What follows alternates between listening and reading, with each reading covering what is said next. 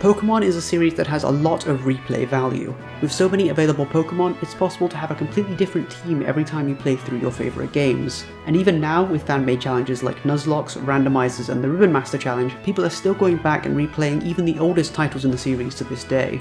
What many people don't know, however, is that these older games have a large amount of content that most players never get to see. Now that these events are long since over, much of this content is no longer available to players. But luckily for us, many of these events were already built into the base game before release with the intent of unlocking it at a later time, meaning that with the right tools, it's still possible to experience much of this otherwise lost content. This video is technically a part 2 from my last video, but just to get you up to speed, in this video I'm going to cover as many events and pieces of secret content as I can, as well as methods for unlocking them and experiencing them for yourself. My main focus is going to be on things that were meant to be event exclusive, however I'm also going to cover some content that's still legitimately available today and would normally require you to have certain hardware or peripherals that might be difficult or expensive to get your hands on. I'd love it if you checked out my last video first, but if you aren't interested in Generation 2 or the limited events that could be attained with it, that's understandable. These events are mostly a novelty since there's no way to officially transfer from Generation 2 into Generation 3. But from this point onwards, almost all event Pokemon can be moved up into newer games if you have the right hardware, so if you do decide to go back and check out any of these events, you don't have to leave them behind. After finishing my research for the last video, I was a little bit let down by the lack of events we could unlock in Generations 1 and 2, but I suppose it makes sense. During the development of Red and Green, Game Freak likely had no idea that Pokemon would explode into a global phenomenon, and even when Generation 2 was being made, handheld video games were still a growing medium, and no one had ever really explored the idea of using in-person events to give out virtual items. But now we're into Generation 3, and this is where the Mystery Gift system really started to take shape, being used to deliver not just Pokemon, but also items that would trigger in-game events where you could go and catch these Pokemon yourself, just like the Celebi event from Pokemon Crystal.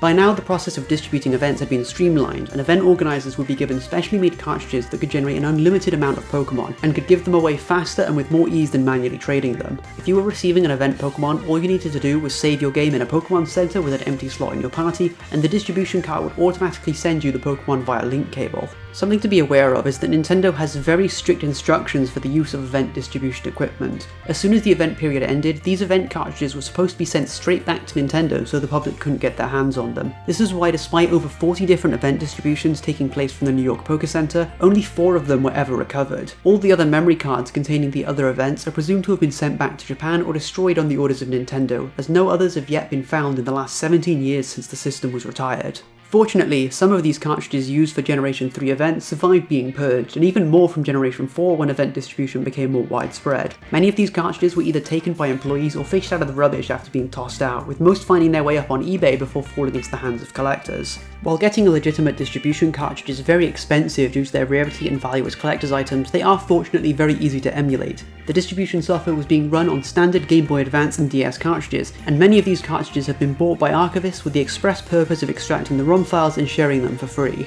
This means that with a flash card that can run ROMs, such as an Easy Flash Omega or an R4, it's possible to run these distributions on real hardware and transfer them just as they would have been back in the day. For Generation 3, this list of event Pokemon is fairly small, but they are all pretty interesting, and include a Deoxys, a Mew, a shiny Zigzagoon, and a cartridge that was used to distribute 10 different Pokemon that were decided by a popularity poll as part of the 10th anniversary celebrations. But the gifts for Generation 3 don't stop there. The more well-known distributions from Generation 3 are the Fairy Tickets. These tickets allowed you to sail to different islands and have special encounters with rare Pokemon. The Aurora ticket lets you battle Deoxys, and the Eon ticket lets you battle either Latios or Latias, giving you whichever one you didn't encounter during normal gameplay, as well as a slightly lesser known ticket called the Mystic ticket, which allowed you to battle both Ho-Oh and Lugia. In Generation 3, Ho-Oh and Lugia were technically classified as mythical Pokemon because they were not needed to complete the Pokédex. This is because transfer from Generation 2 to Generation 3 wasn't possible, and so they could only be obtained by events or by completing Pokemon Colosseum and Gales of Darkness respectively. There is also another ticket called the Old Sea Map, which allows you to catch a Mew, but this was only ever distributed in Japan and Taiwan. The event still exists in non-Japanese Emerald cartridges, but these Mew aren't considered legitimate since the only way to have one is by injecting or manipulating your save data. To get these events, there are a couple of ways to go about it, but first we need to enable the option to receive mystery gifts. Unlike modern games, this option is not available by default, and it's actually hidden behind a secret code in-game. In Ruby and Sapphire, this is done by talking to the NPC in the Petalburg Pokemon Center, who asks to hear your new phrase. If you tell him Mystery Event is exciting, he will unlock the Mystery Event option on the start screen. If you're playing in Fire Red, Leaf Green or Emerald, you instead go into any Pokemon and answer the survey on the counter by saying link together with all. Now for actually injecting the events, I'm going to recommend the Mystery Gift tool. This program allows you to easily inject the relevant Mystery Gift tickets into your save file using your PC. There are multiple available methods for copying and injecting GBA save files, and luckily they're all much more accessible than the requirements for GB and GBC cartridges. Personally, I use an R4 flash card. While these are normally used to play ROMs of DS games, they can also run custom software such as the GBA backup tool, which can dump save files using the DS dual slot. There's also a version of the Mystery Gift tool that can be run using a DS flash card, allowing you to inject tickets directly into your cartridge. If you have a homebrew Wii or a homebrew Gamecube, there's also a program called the GBA link cable dumper,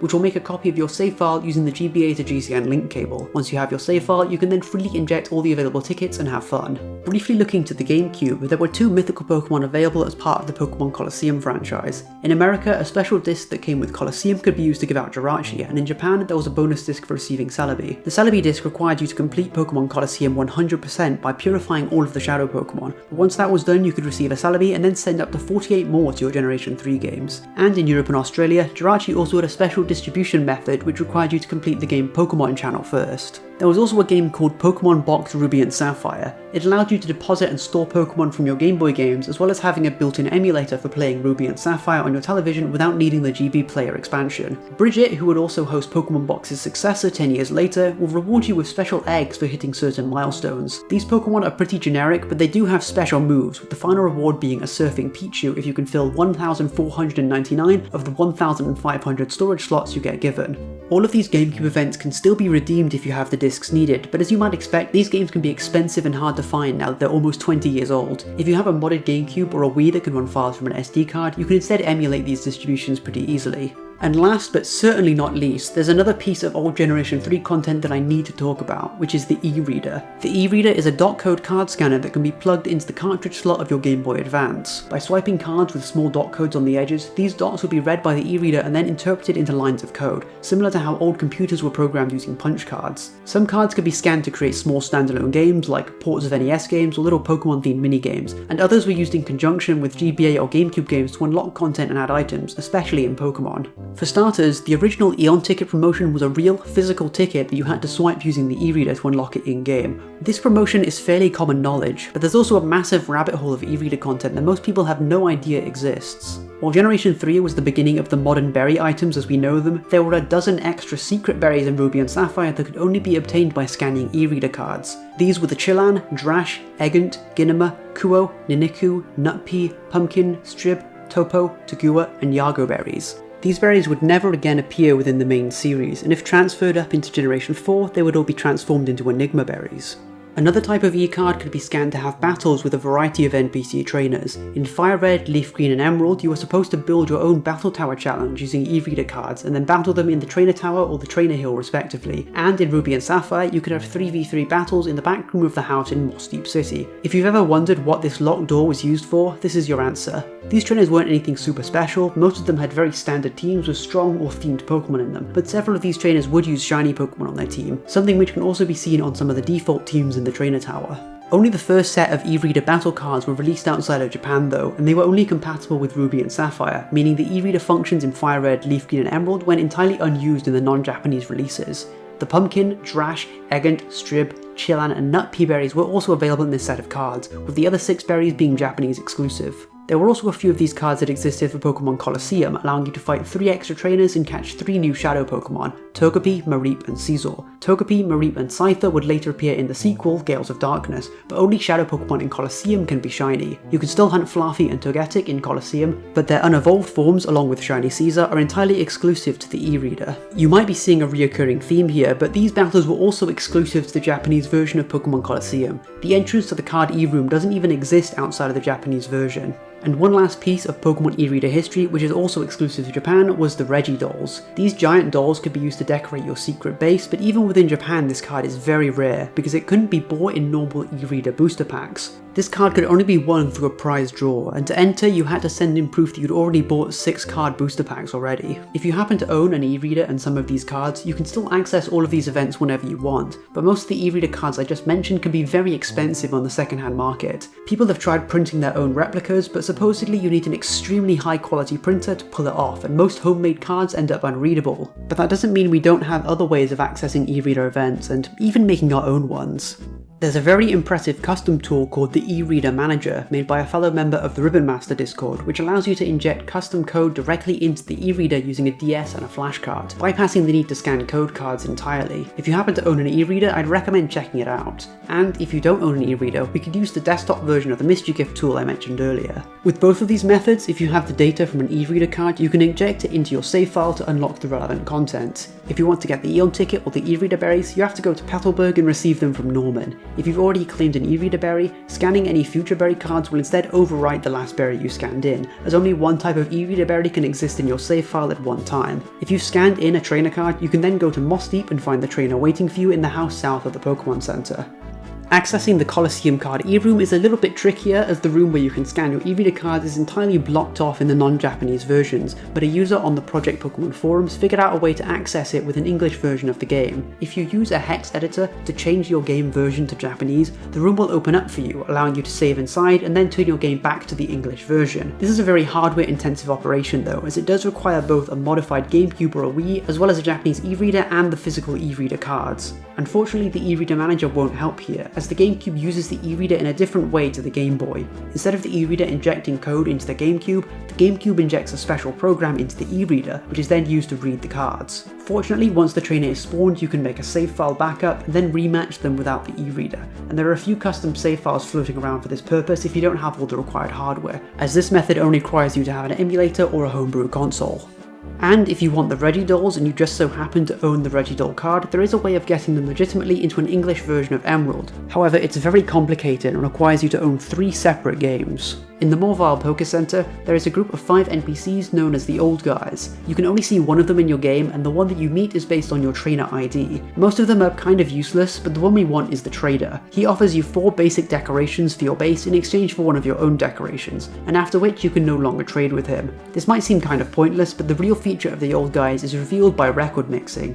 In Ruby, Sapphire and Emerald, you have an option to mix records with other players, and doing so will transfer a bunch of data between the 2 games. If you mix records with a friend, you might see shows about them on the television, or hear the people in the trainer fan club talking about their achievements. Mixing records also shuffles the old men in the Poké Center, and if the trader moves from one game to another, their inventory will stay the same. This very secretive and convoluted process is the only way to trade base decorations between games, and since the Regidoll cards can only be scanned in a Japanese copy of Ruby and Sapphire, which cannot mix records with any non-Japanese games, you need to first send the trader into a Japanese version of Emerald before you can send him to an English version of Emerald. Or if that sounds like too much of a hassle or something way too expensive for $3 in your base, we can simply add them into our inventory with the Mystery Gift tool. Scanning the e-reader card does functionally the same thing anyway. The dolls don't appear anywhere in the game when you scan the card, they're simply just added straight into your furniture storage. One final thing to wrap up this section on Generation 3, I can't stress enough how advanced the e-reader was as a piece of hardware, despite its perception as a gimmick to sell trading cards. There's no smoke and mirrors here, it actually is reading raw data from these little dots and injecting and modifying code within the game whenever you use it. When you scan a trainer card, it isn't just dropping a pre-made trainer into the Moss Deep trainer house when it recognises a certain pattern. This trainer physically does not exist anywhere in the game's code until you scan this card.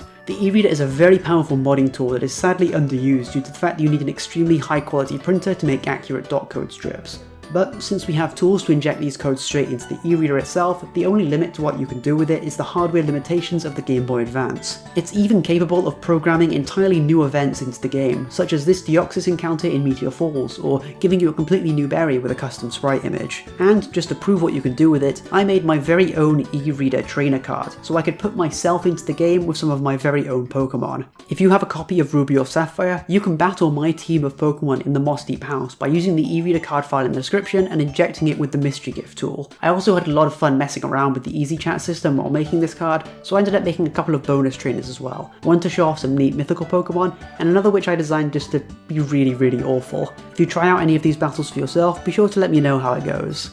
I'd like to give special thanks to Malicia for helping with some of the e-reader information. The e-reader was never actually released here in the UK, so I never had a chance to use one, and getting one imported from either Japan or America wouldn't really be worth the cost, especially considering I don't even own any e-reader cards. I'd also like to thank Sir Toasty Toes for helping clarify some information about Pokemon Colosseum and the e-reader trainer cards. He has several videos on his channel about Pokemon and even some about the e-reader that are worth checking out. His latest video covers a very interesting glitch that could theoretically allow you to catch some of these custom e-reader Pokemon with the right setup, but I recommend checking it out for yourself to learn more. And if you like this video, be sure to subscribe and stay tuned for the final part, where I'm going to cover everything I can find about Generation 4 and Generation 5.